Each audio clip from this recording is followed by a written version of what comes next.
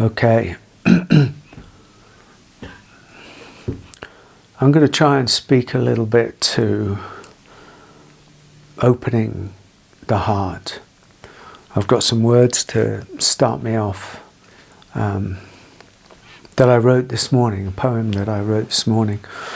It's not really a poem, it's just some words. So, don't let cynicism win. Open your heart, even if it means surrendering control. Experience tightens us. It's easy to retract and think life's cruelty is something we must harden against. But that only increases our suffering, and we descend into bitterness and closure. Don't let cynicism win. Open your heart, even if it means surrendering control. Let life break you open, not break you down. We are not meant to live from a closed place. We are born to love's freedom, and the cost is heartbreak. I was thinking,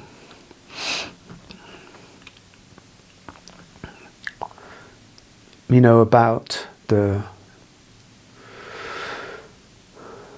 issue, the difficulty we have with, let's say, opening or awakening or freedom, the search for freedom, the search for the depth of equanimity and grace, and how so many of the questions that we get on our meetings, on our public meetings, on our gatherings that we have are questions of how can I do this, or how can I surrender this, or what's the answer to this, and 1,000 different questions arise from the seeker. And the trouble is with that is that the mind will come up with 1,001 questions to ask, and in a way you can understand it, because the mind is a searching experience. That's what the mind does to a certain extent. It asks questions, and maybe it seeks to answer them or find out the answers, and that has driven us, and driven humanity and expanded our abilities so much. But when it comes to the spiritual question, when it comes to the transformational question, when it comes to the depth question, it doesn't, there's a difficulty, there's a problem there. It doesn't actually really work. The mind can't answer some of these issues. And so where this is taking me, where this is going, is that ultimately it's not really the mind that is the issue here. It's the heart, not just the heart as a description of our innocence, let's say, just the heart as a description of our tenderness, of our vulnerability, of our openness, not openness of the mind, but openness of the heart. That which is our deepest love, the unconditional nature of us. And it seems on the path that one of the greatest difficulties that we have, that we seek to answer with the mind, that ultimately, cannot be answered by the mind. The mind can draw us up close, but it can't answer the question of how do I unguard my heart? How do I open the heart? How do I completely open my heart to myself and the world? and it's an explosive, actually, question. It really is, because there are so many inbuilt strategies in us that are transactional, are conditional, as I keep saying on my videos. And so we want to barter our opening. We want to barter the opening of the heart. The heart is not closed. The heart is guarded. Yeah, but we think, we feel as though the heart is closed. And we try and, barter that opening or that unguarding, by kind of secretly or not so secretly asking questions like, what will happen to me if I unguard my heart, if I open my heart? What will happen to me? Will I be okay? Will I die of vulnerability? Will my sensitivity kill me? Will I just be a mess? Vulnerable to be stamped all over by the world or by others, and etc., etc. And so it goes on. And the trouble is that no matter what answers we get, they're not going to satisfy enough, because there's no answers that can satisfy. It's not an answering thing. It's not an intellectual thing. It's not a cognitive thing. It's an experiential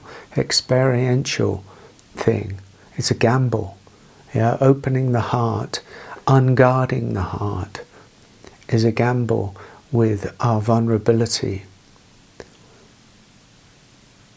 And to many people, I think, and I can understand, of course, that's sometimes a risk too far, because we think we're going to die. It's a gamble, almost with the death of the self, the death of the fictitious self, the death of the self that's been built up in the world. And this has its roots, of course, in the family. It has its roots in childhood. It has its roots in infancy, which is why it feels so, visceral, feels so volatile, feels so dense, feels so life and death struggle, in a way, because to a certain extent it kind of is. I mean, it's not, but it feels that way. Yeah, and this is my experience as well. I can't believe that I sit here these days, talking about the miraculous and simple and natural nature of having one's heart, wide open. Because 30 years ago, I would say my experience was the total opposite. 180 degree opposite. Not because I had a closed heart, but because my heart was so severely protected by the strategies that I was employing: drinking, dysfunctional behavior, irritation, judgment, projections, anger, etc., etc., etc. The heart that was there, the heart that was innate in me, was not able to kind of, make its presence visible. Still, it made its presence known, I would say. I still, if I was able to have been truthful in those days, and I couldn't get to it. You can't get to it, can you? You can't actually access it. I think you can now more. Yeah, you can be more truthful these days with yourself, because other people are being more truthful with themselves, I think. Whereas, 30 or 40, is it? when I was about 35, 30 years ago. There wasn't the container for it. There wasn't the context for it. There wasn't a field of love. I wasn't able to look out on YouTube or go to meetings or anything and find other people who were having the same experience as me. There were no self-help groups as such. It was like every man jack for themselves. That was my experience where I was living. So it was very solitary sort of suffering. Whereas now I think, there is less, or there's more opportunity for us to see that actually the truth is that the heart is being protected by veils and strategies that have served their purpose but no longer necessarily work. That's why I encourage people to look to the heart, to be brave, to be courageous, to be willing, to open up what's there, because the alternative, what did I say? The alternative is terrible. Experience tightens us. It's easy to retract and think life's cruelty is something we must harden against, but that only increases our suffering and we descend into bitterness and closure. That's cynicism. Cynicism is a protection mechanism, and we have to ask ourselves the fundamental question, do I want to live in that kind of prison for the rest of my life? And if I don't want to live in the prison of cynicism or walled in heart, then what am I going to do about it? What am I willing to face? What am I really willing to do? How willing are you? Because you can't carry both bags. You can't carry the bag of a kind of cynicism and a sort of bag of kind of opening when it suits me, but not to that, because that's too much. And selective opening does not work. It's all in. The path that we talk about in this work that I do with Amoda, my wife, is all in. It's totality. It's only one bag. And that bag is the bag of opening. Come what may. Come what may. You strip away the layers. Don't live a life of cynicism. Be willing to open up. It doesn't all have to happen at once. But to see through the voices, see through the voices that seek to barter its way into opening. What's it like? What's going to happen to me? I'm really scared. I don't think I can do this. Am I going to be at the mercy of life's, predators or evil or, all these kind of questions, as an aside, the inside scoop of opening is this. It gives you incredible power. It gives you incredible power of discernment. It gives you incredible power over yourself. It gives you incredible power over emotions, the moving tide, the rising and falling waves of emotion. It brings you into kind of presence where you can see life much more clearly. It does make you more sensitive, but sensitivity is great. Sensitivity is a beautiful thing. Where would we be without our sensitivity?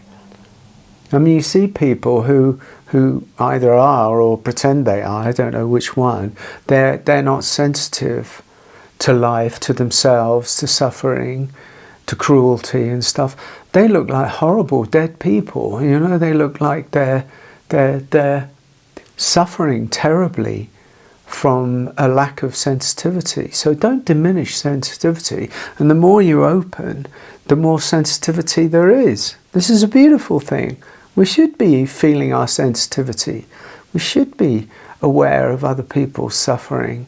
We should be, aware of the cruelty. It's like not with the mind, but with the heart first. Mind serves heart, not dominates it, not rules it. That's where we've got it all completely wrong. Where we live in a world where mind dominates heart, where heart comes second. This is what's so outrageous and so crazy. How can we live in a world where mind dominates heart? A synthesis of the two, but heart-led, surely to God, so that mind serves love, instead of love following mind around, blindly trying to get something wherever it goes, which is what we've got now, kind of love, following mind around, trying to feed on the scraps. Excuse me if I'm passionate about it, but when you see it clearly, it is distressing on a certain level. And that distressingness, I'm not afraid of that distressing. No, I'm not afraid of the distress. I'm not afraid of the sensitivity of it. I celebrate my sensitivity. It's radical, my sensitivity. I don't interpret it too much. Tend not to. It's radical. And I applaud that. I celebrate it because it gives me life. It gives me raw life. It gives me the bones, the bare bones, the blood and the guts of life as it is, now and now and now, without hiding from anything and without making spurious mind judgments about right and wrong and moral and not moral. That comes after, that comes second.